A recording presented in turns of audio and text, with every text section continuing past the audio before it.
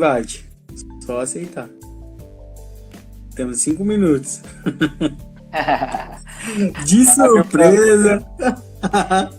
Eu gosto das coisas assim, cara. E aí, como você tá, velho? Tranquilo? Velho, contigo.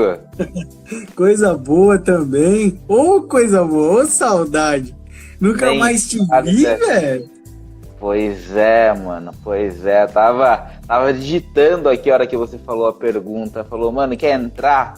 Tava digitando, falei, semana que vem a gente vai... não vai matar as saudades, né? Porque as saudades, ela vai voltar. Então a gente vai, Pode crer. talvez, adormecê-la. Pode crer. E um pouquinho também, né? E um pouquinho só. Sim. Hoje é só um esquenta pra live que a gente vai lançar agora. Na semana que vem, eu e o Israel. E... Poxa, agora há pouco eu lancei Tá saindo agora às 18 horas no meu canal. Um vídeo que eu falo um pouco de gestão emocional. Já baseado naquilo que a gente sempre conversou. A vida inteira. Da importância de se ter a questão da gestão emocional. Fala um pouquinho com a minha audiência, dá boa noite pro pessoal, explica para ele um pouquinho quem é você, quantas vidas você salva, né? A gente fala assim, poxa, o que você faz? Poxa, eu faço pessoas respirarem melhor, né? Sim. E eu já quero começar dizendo aqui o testemunho pessoal que eu respiro melhor, porque o Israel Góes vive. Ele me fez um convite um dia para estar participando do DL lá em Sorocaba, que foi um curso que, poxa, destravou uma pancada de coisa na minha cabeça. E eu sou grato, poxa, pelo resto da minha vida, a você, a sua casa. E tamo junto. Fala aí, Israel. Gratidão, irmão, gratidão. Eu costumo dizer que eu sou muitas coisas. Eu sirvo como vários instrumentos, mas o principal deles é um instrumento de transformação. Eu não sou a transformação, sou o instrumento sendo utilizado por um bem maior.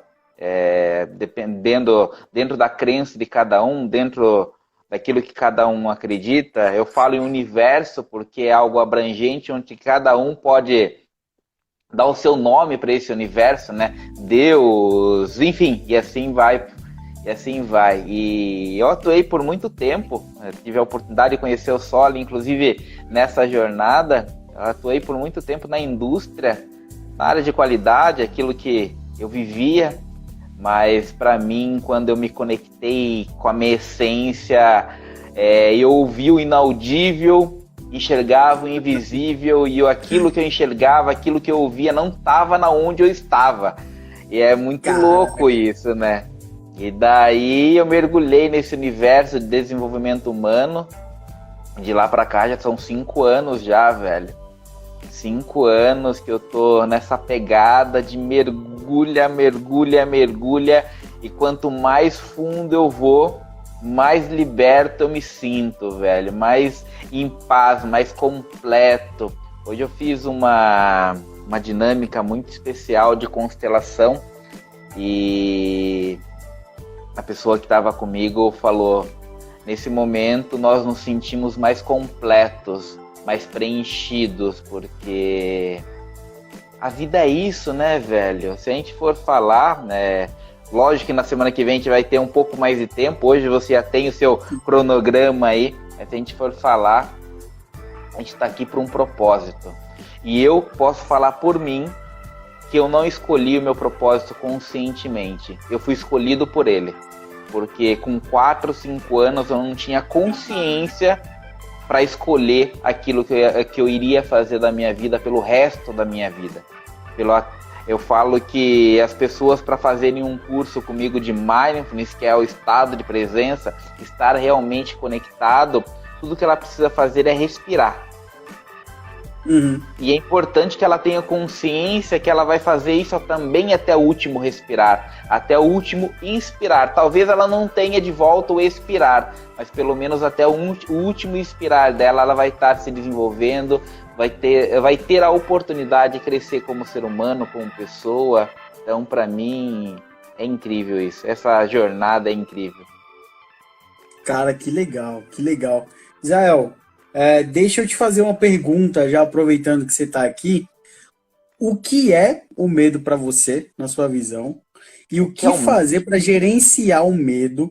Porque, cara, o medo é um dos maiores freios de mão, um dos maiores pesos de vida, um dos maiores muros que tem. E que se a gente não vencer, e eu falo por mim, falo de mim, poxa, muita coisa que está acontecendo na minha vida hoje começou a acontecer depois que eu venci os meus medos. Então, assim, a pergunta é, como você enxerga o medo, o que é o medo para você e o que fazer para vencê-lo? Show de bola, vamos lá, a gente vai entrar num tema para lá de especial que são inteligência emocional, né? Emoções. E para mim a emoção é uma manifestação fisiológica, ou seja, uma manifestação que acontece no corpo por conta de um gatilho, algo externo ou algo imaginado. Vamos lá, vamos trazer a nossa pandemia. Todos nós, cada um à sua maneira, está lidando com a pandemia. Cada um de nós à sua maneira. Não posso ser hipócrita em dizer que todos estamos no mesmo barco. Não estamos. Tem pessoas que estão no iate, pessoas que estão num bote, tem pessoas que estão numa boia, porém todos estão no mesmo oceano. Não estamos no mesmo barco, mas estamos no mesmo oceano. Ou seja, o gatilho externo para todos nós é o mesmo. Porém, cada pessoa está lidando de uma forma com isso. Está vindo a manifestação. E para mim o medo é o desconhecido. O que eu preciso fazer para passar por essa fase de uma forma mais saudável? Tem pessoas que se fazem essa pergunta. Tem pessoas que fazem uma outra pergunta. Para onde eu corro, onde eu me escondo? E daí para mim é lidar com o medo que todos nós sentimos e controlar a emoção. Eu não acredito que exista isso. Eu acredito que sim. Aprendemos a diminuir o poder que o externo tem sobre nós. Inclusive, para mim, o externo só tem o poder e a importância que damos a ele. Ai, já anota essa chave aí, ó. Você que tá aí no... Poxa, se eu soubesse, tinha feito pelo Instagram pra ficar... Vou deixar gravado aqui. Meu, anota isso, cara. Você que tá vendo isso depois, anota isso que Israel falou. Isso é sensacional. Pode continuar. E por conta disso, a gente dando poder para o externo, nós perdemos o nosso poder. E quando nós fazemos a pergunta, o que eu posso fazer para passar por essa fase de uma forma mais saudável, de uma forma mais sustentável, eu busco ferramentas, eu busco possibilidades, eu busco recursos, internos ou não, recursos para melhorar. E outras pessoas, como eu estava dizendo, perguntam para onde eu corro, para onde eu me escondo, o que eu faço? Eu travo. Daí, para mim, não é uma forma saudável de lidar com o medo. Para mim, o medo é o desconhecido. E perante o desconhecido, eu posso lidar de duas formas. Aprender e tornar o desconhecido conhecido, crescer como ser humano, ou me diminuir diante dele. Você olha para ele de cima ou você olha para ele de baixo? A escolha é sua. E essa escolha só cabe a você, não cabe mais a ninguém. Para mim, o medo é isso. Tanto é que, para mim, Israel, a emoção que eu mais gosto de sentir é o medo. Porque é no medo que eu tô crescendo, no medo que eu tô evoluindo, no medo que eu tô aprendendo. Show de bola. O medo... Pode continuar. Esse sou eu. Tanto é que quando eu saí da Latam, onde eu tive a oportunidade de conhecer o Soli, minha esposa tinha muito medo e tal. Eu comprei um medinho pra ela do filme Divertidamente. Comprei pra ela, escrevi uma carta. Comprei, tá até aqui. Comprei no aeroporto, inclusive. Comprei no aeroporto lá, subi lá e comprei. E dei pra ela de presente e escrevi uma carta falando basicamente o que eu tô falando pra vocês nesse momento. O medo é a falta de conhecimento. O medo é uma emoção que não controlamos, mas nós podemos controlar os gatilhos e os comportamentos que vêm pós ele. Porque se ele é uma manifestação fisiológica, ou seja, uma manifestação no corpo, O que gerou isso? Os gatilhos. O que eu vou fazer a partir disso? Comportamento.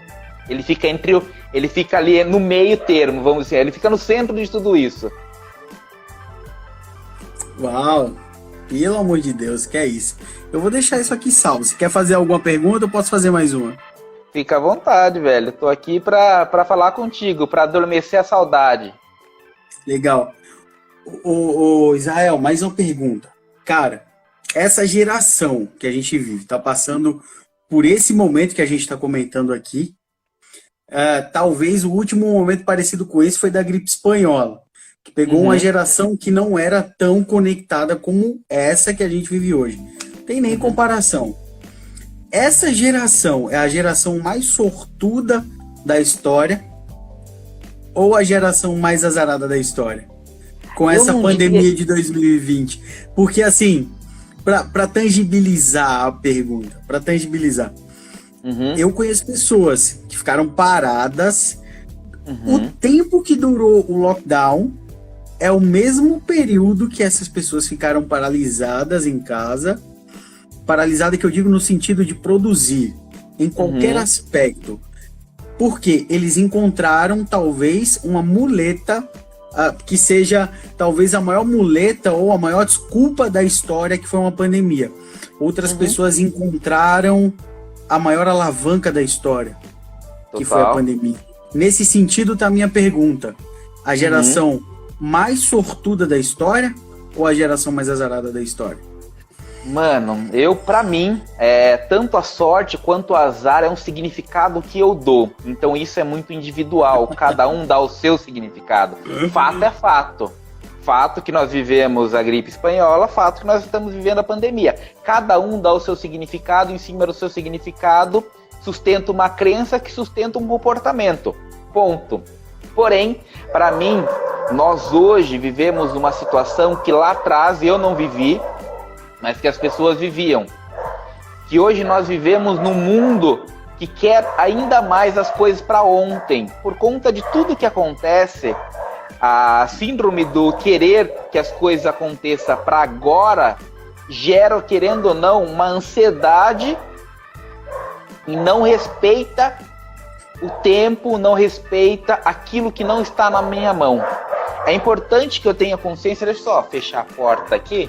Não, e quem tá aí no Instagram, enquanto ele vai fechar a porta, aqui embaixo, inclusive eu vou fazer isso agora, tem um aviãozinho, a gente tem mais 10 minutos de bate-papo, eu vou ajustar a agenda aqui para depois, você pode pegar o aviãozinho, clicar no avião, subir a barrinha para cima e enviar aí para uns 10 amigos no mínimo, que a gente leva esse número lá para cima. E outra coisa, isso que a gente está falando aqui é exatamente isso que a gente fala por telefone. Exatamente o que a gente fala por telefone. A gente só está abrindo a conversa para vocês. E é um esquenta. Isso é um esquenta para nossa live da semana que vem. Então, assim, quando eu paro para conversar com Israel, haja tempo. Haja tempo, porque eu encaro nem como uma conversa de amigos. É mais uma mentoria de um cara que eu admiro pra caramba do que uma conversa. Então, assim, é no bate e rebate. Ele dá um tema, eu respondo, eu pergunto, ele responde, e agora tá na vez dele responder. Se é a geração mais sortuda ou mais azarada da história. Tangibilize o que você estava fazendo e pode continuar. Show de bola, então. Só recapitulando, para mim, a sorte ou o azar é uma questão de significado. Sendo assim, cada um vai lidar com isso de uma forma. E para mim, a questão está muito mais relacionada à síndrome que eu estava falando de querer tudo para ontem, a síndrome do pensamento acelerado, a ansiedade de que eu queira controlar o incontrolável. Isso para mim é uma das maiores insanidades que possa existir, porque tem coisas que não tá na minha mão.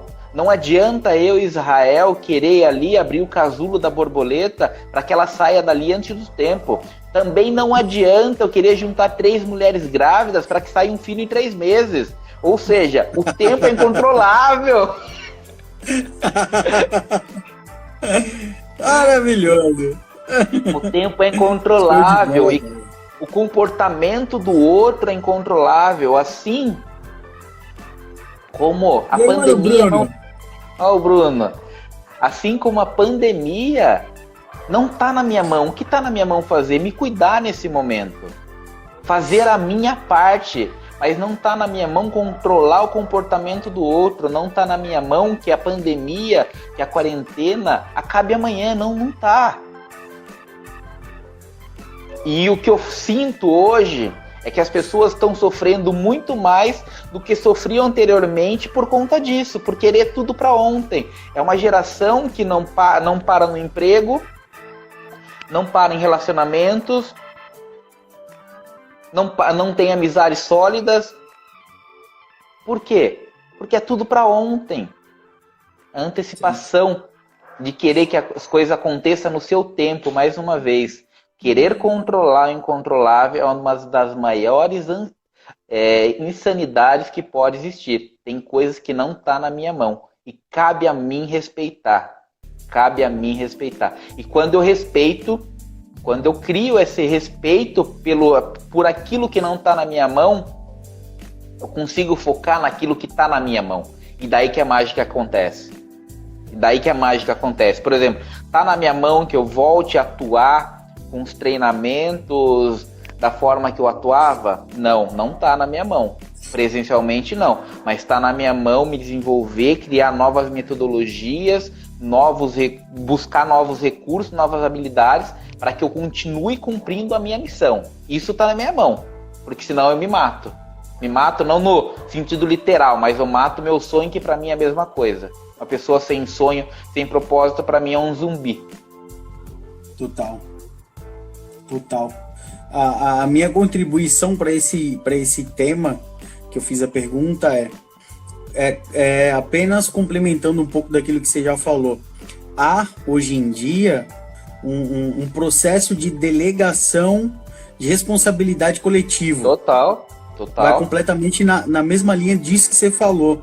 As pessoas delegam tudo que estaria no seu controle para governos, para televisões, para cônjuges, para todo mundo, menos para eles mesmos. Total. O que a gente pode fazer para assumir o controle da nossa vida, das nossas atitudes, das nossas ações? É isso que você falou, cuidar da semente. A geração fast food que você comentou é a geração que quer as coisas tudo para ontem, não tem paciência para plantar. Sabe por quê? Para quem já plantou sementes aí, para quem já plantou pelo menos um pé de feijão na escola, naquele experimento lá de física, de biologia, não sei, eu não era muito bom em matemática, as pessoas plantavam um feijãozinho no algodão e ficavam olhando ele nascer. Hoje em dia, esse exercício, talvez para as crianças de hoje, acostumadas ali com o celular tudo pronto, seria um dos piores mártires da história. Porque você obrigar uma pessoa a ver a vida crescer é muito mais difícil do que colocar um celular de última geração com processador octa-core conectado à internet de 20, 30 megabytes, sabe? O que é mais fácil? Mas o que dá mais resultado a longo prazo? Total. Sabe? O que dá mais resultado a longo prazo? Tocar na areia ou teclar num tablet? Ou teclar no celular? É esse tipo de assim, é como se a nossa geração tivesse perdido o tato e essa pandemia viesse para tangibilizar isso. E assim, um dos exemplos que o Paulo Vieira cita é que ele estava numa corrida de barco à vela e todo mundo estava reclamando do vento, quando um dos corredores lá falou: poxa, o vento tá para todo mundo, estamos todos em meios iguais, o vento tá para todo mundo, mas assim como você falou, não estamos todos no mesmo barco, né, Israel? Sim. Cada um tem sua maneira de enxergar as coisas. Perfeito, e isso muda o jogo. Eu tô dentro do curso de Mindfulness, que é uma jornada de 2 meses, Soli.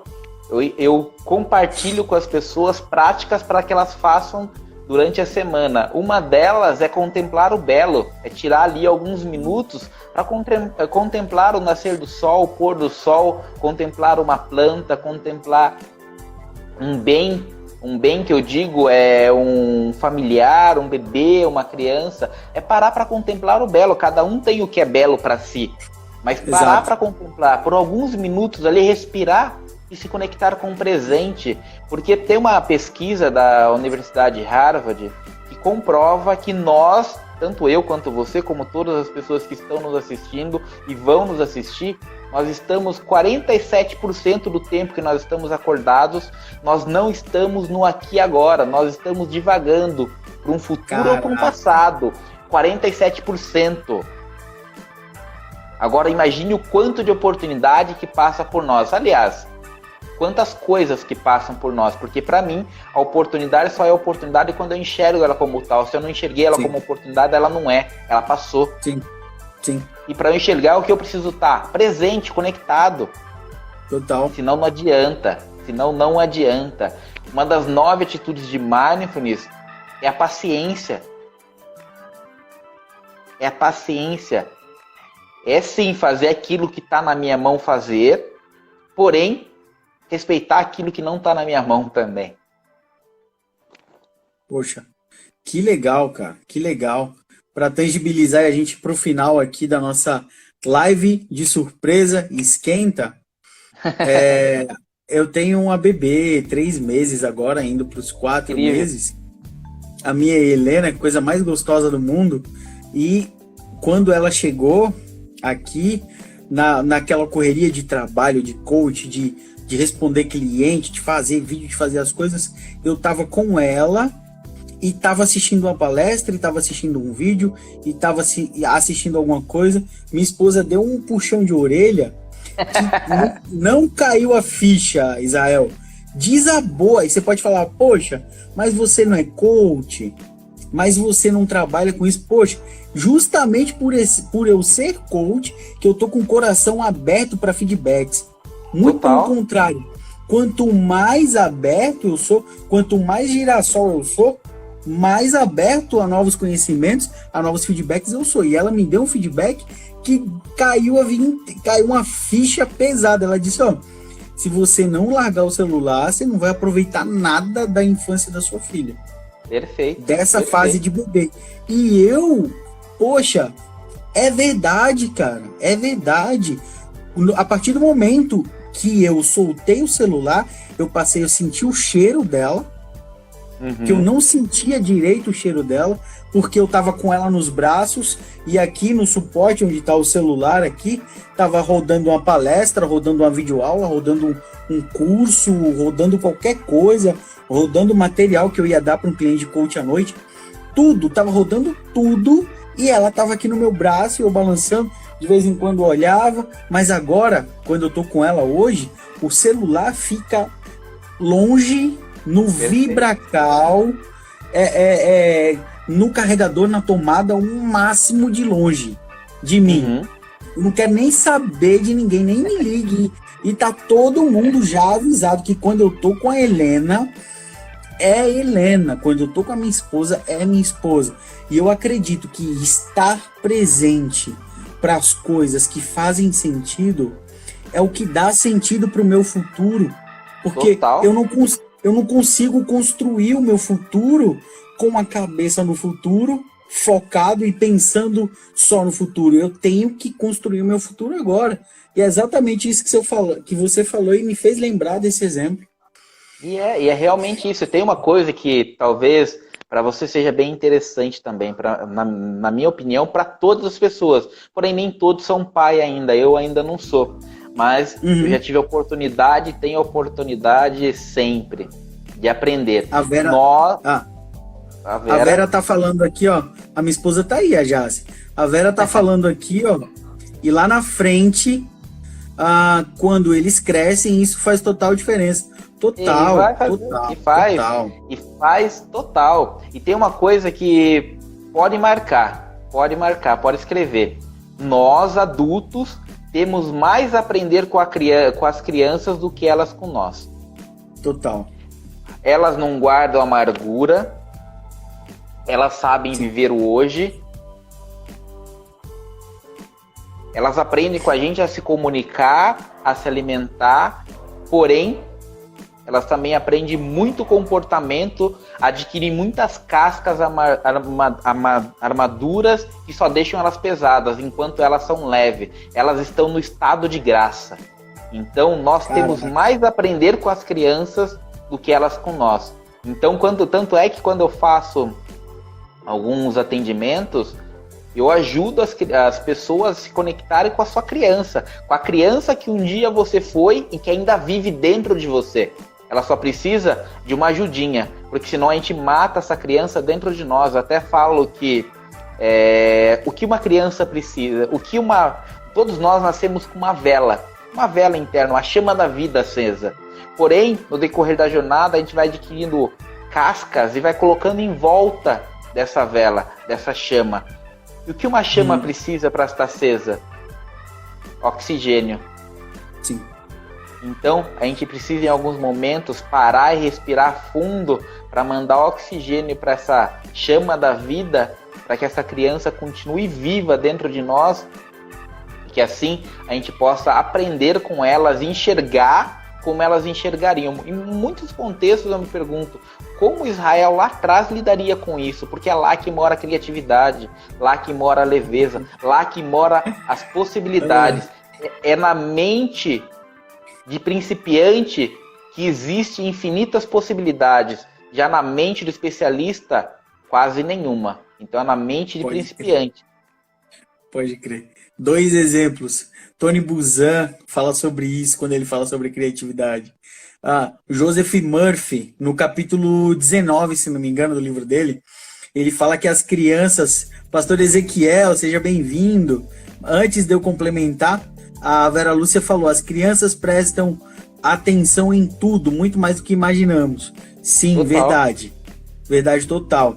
E assim, nós, no capítulo 19 do Poder do Subconsciente do Joseph Murphy, ele fala que as crianças nascem com 2 tipos de medo. O medo de cair e o medo de sons altos, de algum barulho alto, algum ruído alto. Só. Todos os outros medos que nós, como adultos, adquirimos é com base nas nossas experiências ao longo da vida. Sobre repetição ao longo do tempo ou só sobre forte impacto emocional. Total. Que nós, como coach, nós trabalhamos muito com a questão de ressignificar essas crenças. E o pastor Ezequiel também é coach, também trabalha com essa questão. Legal. E o Murilo Gun fala demais sobre essa área de criatividade, que é isso que você está falando. Uma das sacadas que eu tive com ele, quando ele reúne o time dele, ele fala assim, durante X minutos só vale ideia idiota. Só vale ideia ridícula. Só vale aquela ideia que você imagina assim, poxa, se entrasse um estagiário aqui na sala agora, qual seria a ideia mais boba, a ideia mais nada a ver que esse estagiário falaria? Só vale ideia assim durante X minutos. Sabe por quê? Para liberar a criatividade. Total.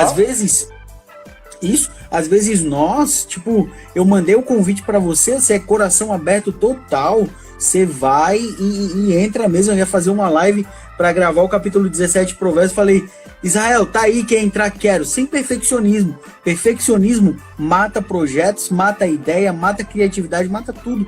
E às vezes por nós, a gente tá querendo colocar tanta coisa perfeita em muita coisa perfeita em pouco espaço de tempo. Isso não é sustentável, sabe? Basta olhar para Uber, Airbnb, Apple, Amazon, Google, como e onde essas empresas começaram. E de onde nós queremos começar hoje.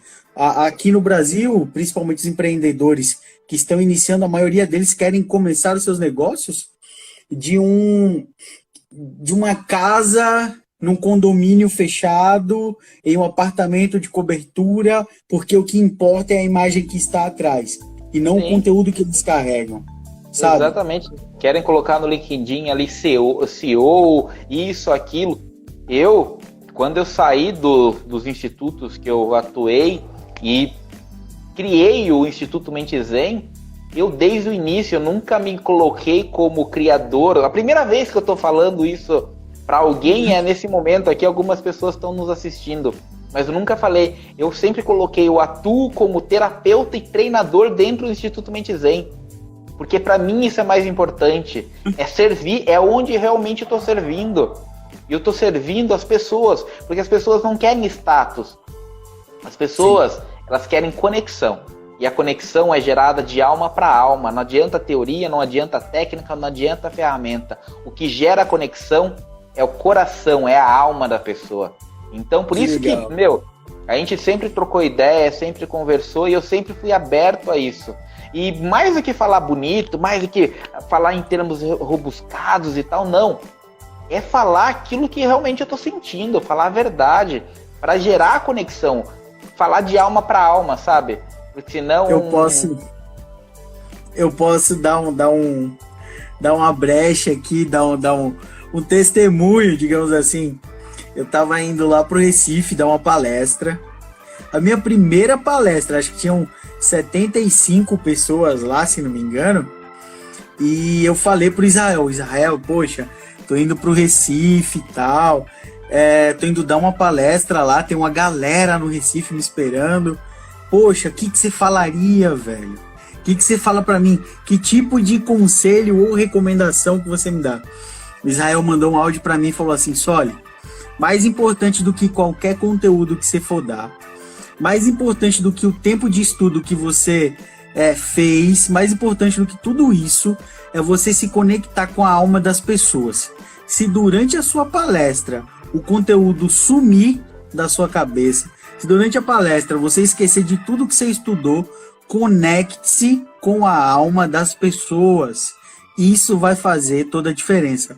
E eu já quero te agradecer porque isso mudou o jogo para mim, mudou completamente o jogo para mim, porque as pessoas não estão querendo mais um falador sobre conteúdo.